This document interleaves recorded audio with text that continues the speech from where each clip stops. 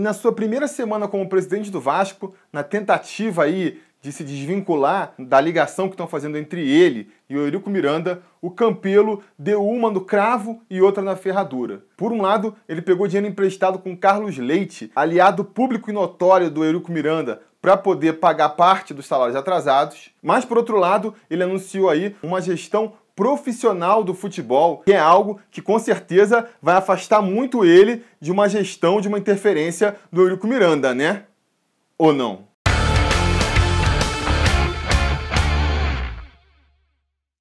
Fala, torcida vascaína, Felipe Tiru de volta na área e hoje para comentar aí a nova gestão do futebol do Vasco, né? Uma gestão completamente profissional, com gerente de futebol profissional, diretor profissional de futebol, com certeza uma coisa que faltava ao Vasco para a gente começar a tentar chegar no nível dos outros clubes que estão atualmente no topo do futebol brasileiro. Já anunciou logo a contratação de 2 profissionais, né? O Newton Drummond, conhecido como Chumbinho, para ser o gerente, e o Paulo Pelaípe vem para ser o diretor de futebol. Eu de primeira estranhei a vinda de 2 profissionais, né? Contratar logo 2 nomes para a pasta profissional do Vasco, mas a explicação que eles deram é convincente. A explicação é de que tem muita coisa para fazer no Vasco, o Vasco tem muito atraso para tirar, então estão trazendo 2 executivos, um para tratar de cada área. Faz sentido o argumento. É uma evolução inegável em relação ao que a gente tinha antes, né? Que era um dirigente amador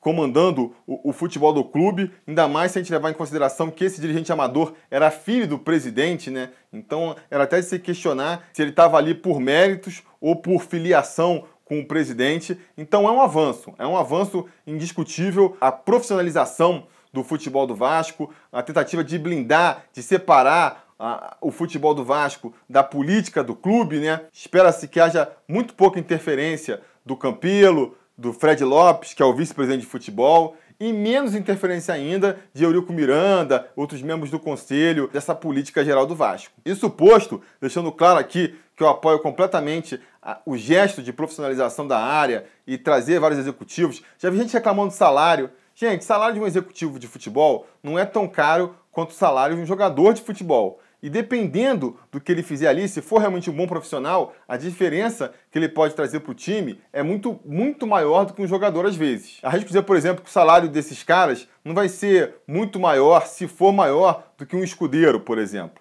E a chance que eles têm de fazer a diferença no futebol pode ser bem maior que a do argentino, né? Então, não tem nem o que falar, é completamente aprovado esse gesto aí. O nome dos dirigentes, as pessoas escolhidas para essas posições, aí eu já tenho as minhas ressalvas. Talvez não sejam assim ressalvas tão convictas, né?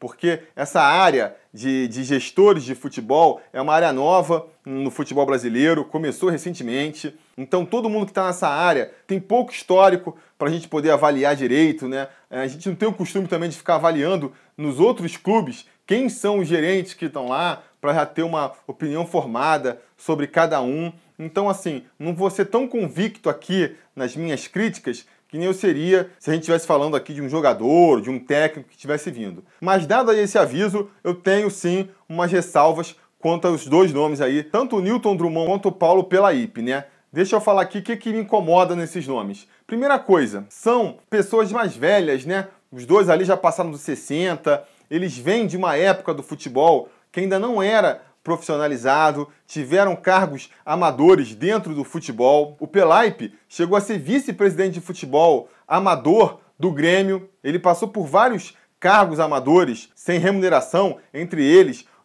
vice-presidente de futebol, até em 2008 resolveram criar o cargo de gestor de futebol lá, de gerente de futebol, e ele meio que se assumiu ali, passando a se profissionalizar. Então, é um cara que vem da velha guarda, né? Que pode vir com os vícios da velha guarda. Diferente de um Rodrigo Caetano, por exemplo, que era jogador de futebol, quando parou já foi se especializar para ser gestor de futebol, nunca passou por uma direção amadora. O próprio Edu Gaspar, que hoje em dia é diretor lá do Corinthians, também é o mesmo perfil, era jogador de futebol, que quando encerrou a carreira já foi estudar, trabalhar diretamente para ser um gestor profissional. O Klaus Câmara também, que estava no Cruzeiro e estava sendo cotado para ser o gerente de futebol do Vasco, quando a gente ainda achava que o Brant ia ser o nosso presidente, é um cara também com esse perfil mais novo, que já estudou desde o começo para ser um gerente de futebol. Me agrada mais a ideia de um cara novo, sem vícios,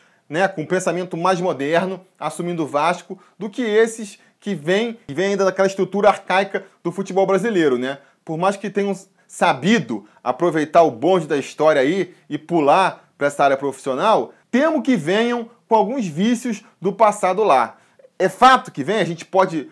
Ah, Felipe, você está falando que só porque os caras são velhos, só porque os caras vieram daquela época, eles vão ser mais antiquados? Não estou afirmando, com certeza não é porque o cara é velho que o cara vai ser antiquado, ele pode ter sabido se atualizar, pode ter sabido se livrar dos seus vícios do passado. Agora, a tendência é que seja, né? A tendência é que seja. Então isso não me faz reprovar o nome deles, mas me faz ter um certo pé atrás com o nome deles. Mas não só isso, outras coisas me incomodam. Por exemplo, uma questão menor aí. Tanto o Chumbinho quanto o Pelaipe só tiveram destaque mesmo num clube, né? O Chumbinho teve um rendimento muito bom no Internacional, né? Foi lá o gestor, o gerente de futebol da época de ouro do Internacional, quando eles ganharam o Mundial, Libertadores, um bando de campeonato. Mas isso foi um trabalho só dele, né? Foi um trabalho dele. Depois ele saiu do Inter e nunca mais acertou em clube nenhum. Pelaipe, mesma coisa. Teve lá o trabalho dele no Grêmio,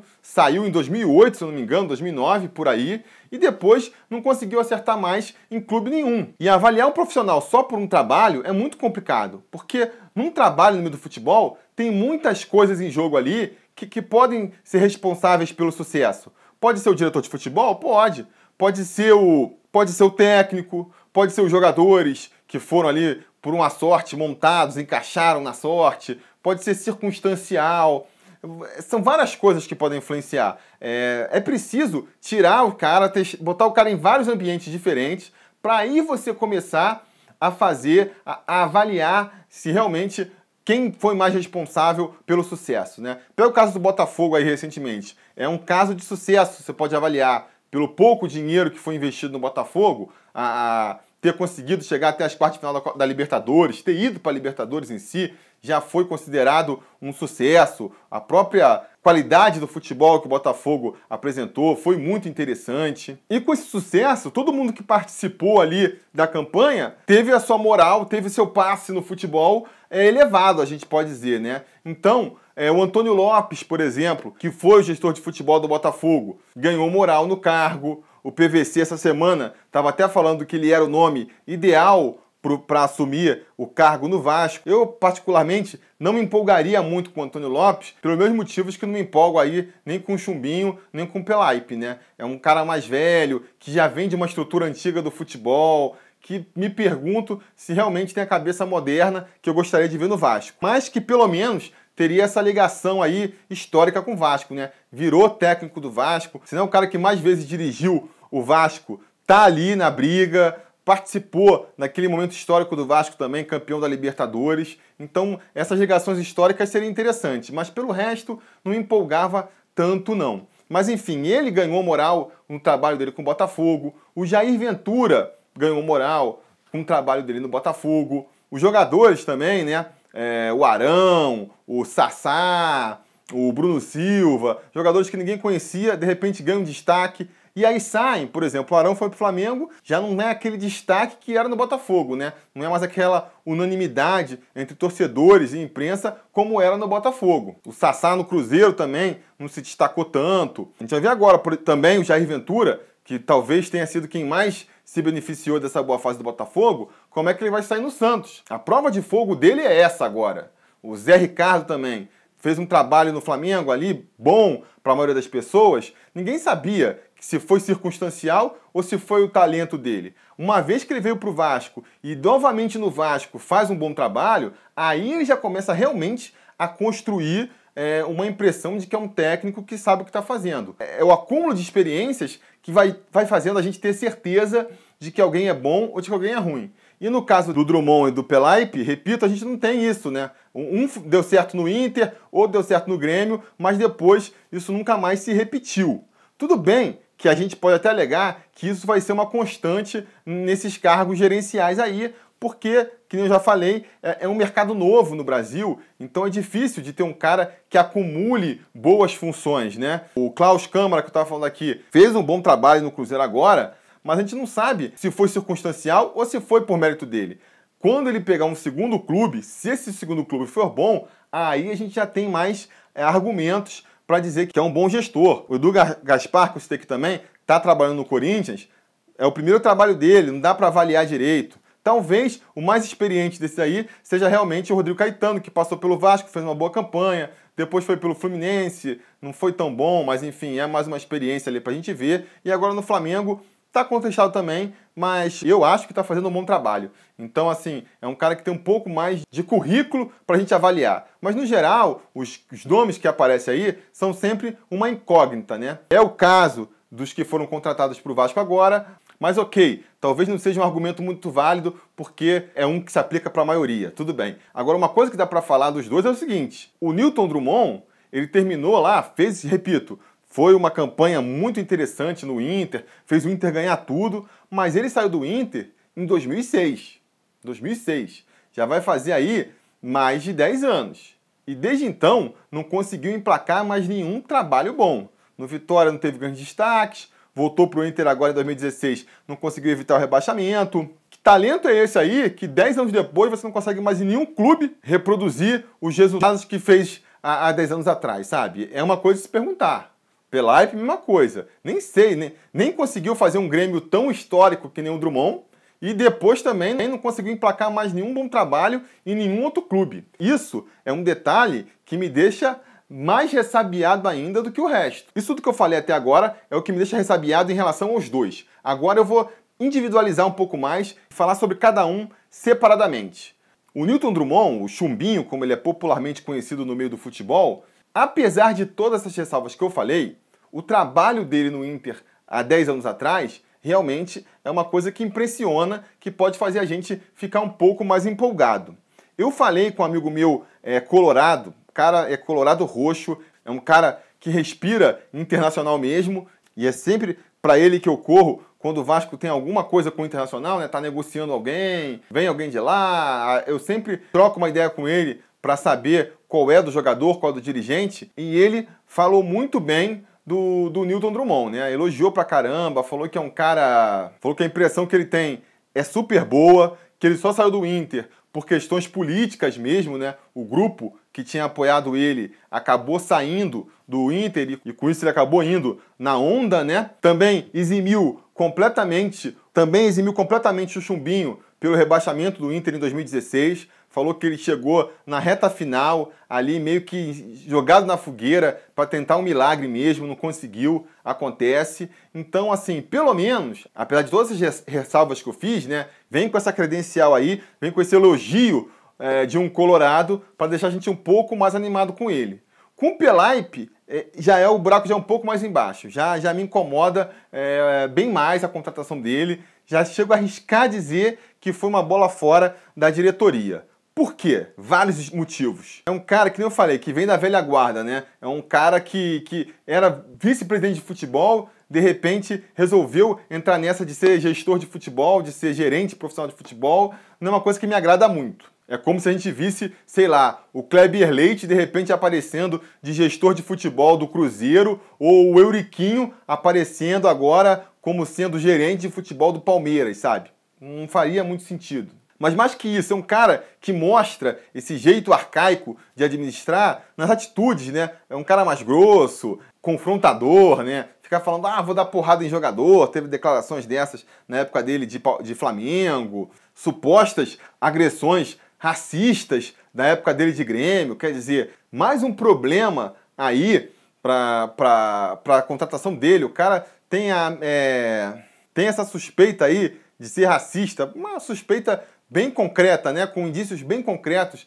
de que é racista, vindo para o Vasco, que é um clube que historicamente se posicionou contra o racismo. A gente devia ter muito cuidado na hora de contratar alguma pessoa assim. Há um tempo atrás conseguimos evitar que o Zardo viesse ser técnico do Vasco. Por conta disso, a torcida se manifestou, se posicionou contra, porque o cara tinha indícios de racismo. Temos a resposta histórica, fizemos a camisa da mão negra. Por causa disso, tem toda a nossa história contra o racismo aí que nem preciso ficar lembrando para vocês. E de repente, estão agora aceitando um cara com esse histórico. É mais uma mancha que deixam aí no nosso clube, né? Fora essa questão mais moral, mais ética aí, sendo prático.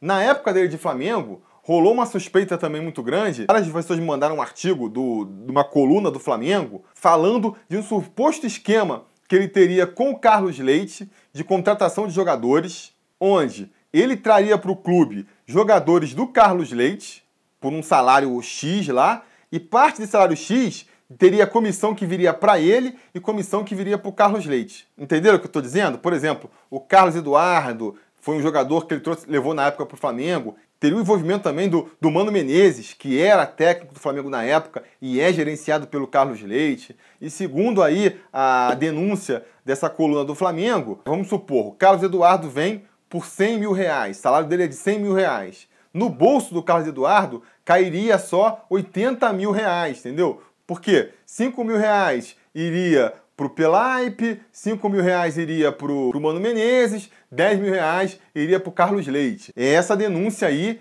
de que isso aconteceria, que seria público e notório, que tem nessa coluna do Flamengo, da época que ele estava lá no Flamengo ainda, tá? Não é uma coisa assim de lançando agora, que poderia ser inventado para desestabilizar o Vasco. É da época que ele estava lá no Flamengo. O que, vamos e venhamos, faz muito sentido com a realidade atual do Vasco, né? Carlos Leite tem uma relação estreita com o Eurico, chegou quase a ser nomeado benemérito do Vasco pelo Eurico, tem vários jogadores dele na nossa equipe, fez vários empréstimos para o Vasco na época do Eurico, aparentemente está fazendo para o Campelo também, esse dinheiro que veio antecipado aí para pagar um mês de salário atrasado, teria vindo do Carlos Leite, segundo a imprensa. Ou seja, é um esquema que continua no Vasco, mesmo com a saída do Eurico Miranda. E eu já vi pessoas falando que não é verdade, que não foi o Carlos Leite que emprestou esse dinheiro. A imprensa está dizendo que foi, né? Aí agora cabe ao Campelo, que assumiu o clube falando de intransparência, em fazer um clube transparente, vir a público e esclarecer para todo mundo, né, com provas documentais, quem emprestou esse dinheiro, quanto dinheiro emprestou e em quais condições emprestou. Né? Acho que é importante revelar isso para o público, para o Conselho Deliberativo, que ele tem tão alta conta, né? Encheu de elogios o Conselho Deliberativo na hora lá de passar a perna no Júlio Brandt. Agora cadê aí o respeito pelo Conselho Deliberativo? Cadê o respeito pelo sócio? Cadê a palavra de deixar o clube transparente? Venha a público e fale quem emprestou dinheiro, quanto dinheiro emprestou, em que condições. Porque até lá eu vou acreditar na imprensa, vou acreditar na palavra da imprensa, que nem eu deveria ter acreditado quando a imprensa falou que o Campelo estava por trás dos panos negociando com o Euriquinho e eu não acreditei. Eu segui a palavra do Campelo, eu confiei na palavra do Campelo de que ele não estava negociando com o Eurico. Caí da cadeira, só vou cair uma vez. Agora, para acreditar no Campelo, dele falar, só com provas documentais, amigo, só com provas documentais. Até lá, vou acreditar sim nessa tese de que o Carlos Leite emprestou dinheiro para cobrir esse atrasado do Vasco, a influência dele no clube vai continuar. Chegou-se a falar que o zagueiro Wesley, que foi contratado agora, seria jogador dele, mas parece que não é, isso não é verdade. Vamos também esclarecer isso aqui. Mas enfim, tem vários jogadores dele ainda no clube, vários jogadores da base que ele está agenciando. Então a influência dele no Vasco ainda é grande e, pelo visto, vai continuar sendo grande, né? Porque se o Carlos Leite tem essa ligação com o Pelaipe aí que a gente falou agora, não deve ter sido por coincidência que ele de repente apareceu como nome para ser o gestor de futebol do Vasco. Então isso é mais um detalhe para ser posto em suspeita aí, para deixar a gente com o pé atrás em relação a essa gestão do Campelo. Vai ter que esclarecer isso aí, vai ter que esclarecer. Vai ter a coletiva de apresentação nessa sexta-feira, mas eu não estou muito confiante de que vai ter uma explicação convincente para isso não. Sinceramente, se por acaso esses assuntos vierem à tona na coletiva, eles vão sair pela tangente lá, vão falar que isso é entrega da oposição, que é invenção do Júlio Brandt, essas desculpas que eles estão dando aí para tudo que acontece até agora. Enfim, vamos ver o que esses dois vão fazer, né? O desafio dos dois é grande. O desafio dos dois é grande porque a gente tem um clube sem dinheiro, com uma equipe completamente esfacelada, uma torcida impaciente e desconfiada dos seus dirigentes. Então, assim, realmente não dá para invejar o trabalho que eles têm pela frente, não. A gente vai seguir aqui acompanhando e vamos comentando ao longo da temporada como é que eles vão se sair. Beleza, galera? Isso é o que eu tinha para dizer por hoje. Diga nos comentários o que vocês acharam dessa contratação, né? Primeiro, da ideia de profissionalizar a gestão de futebol do Vasco e segundo, os nomes que eles escolheram. Diga nos comentários, a conversa continua por lá. Se você for um apoiador do canal, a gente vai continuar essa conversa também no nosso Conselho Deliberativo sobre Vasco, que é o grupo secreto do Vasco no Facebook, ao qual todo apoiador do Sobre Vasco tem direito de entrar. Dependendo do plano que você escolher lá, você pode até concorrer a uma camisa oficial do Vasco quando a gente atingir a meta. Vamos ter novidades sobre isso aí também pela frente. Caso não seja um apoiador, tem o Twitter do Sobre Vasco, tem o Facebook do Sobre Vasco, tem um grupo no Telegram do Sobre Vasco, vai ter link para o grupo aí na descrição do vídeo. E caso você tenha caído por aqui, por esse canal, por agora, eu aconselho você a assinar o canal, ligar as notificações, porque tem muita novidade por aí. A gente tem que falar da iminente saída do Nenê, né? Ainda não se oficializou a saída, mas parece que vai acontecer e assim que for oficializado, a gente vai comentar aqui. Ainda quero falar da Diadora que passou, notícias para falar no Giro de Notícias. Tem umas separadas há muito tempo interessantes que eu tenho para comentar. Tem jogo contra o Flamengo, tem jogo pela Libertadores, é muito assunto para falar, então vale a pena ficar ligado no canal, porque aqui a temperatura tá lá no alto. Beleza, galera? Isso é o que eu tinha para dizer por hoje, a gente vai se falando.